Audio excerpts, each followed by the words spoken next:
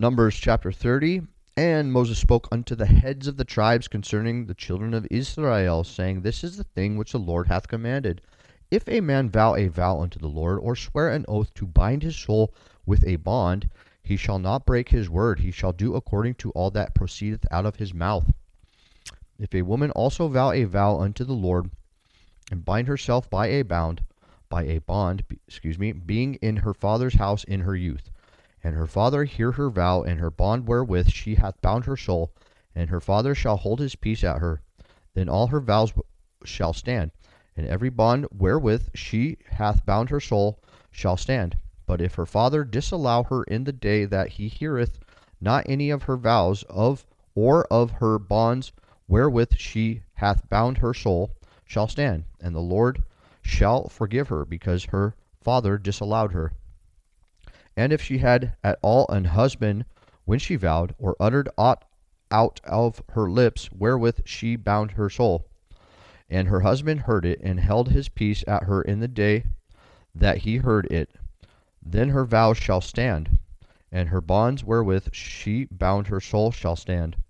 But if her husband disallow her on the day that he heard it, then he shall make her vow which she vowed, and that which she uttered with her lips, wherewith she bound her soul, of none effect, and the Lord shall forgive her. But every vow of a widow, and of her that is divorced, wherewith they have bound their souls, shall stand against her.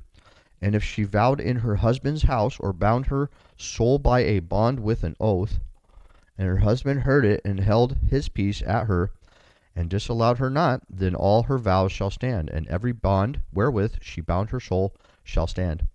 But if her husband hath utterly made them void on the day he heard them, then whatsoever proceedeth out of her lips concerning her vows, or concerning the bond of her soul, shall not stand. Her husband hath made them void, and the Lord shall forgive her. Every vow and every binding oath to afflict the soul her husband may establish, or her husband may make it void.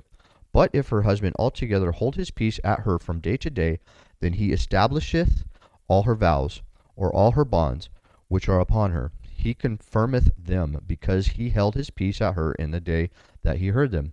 But if he shall any ways make them void after that he hath heard them, then he shall bear her iniquity. These are the statutes which the Lord commanded Moses between a man and his wife, between the father and his daughter, being yet in her youth in her father's house.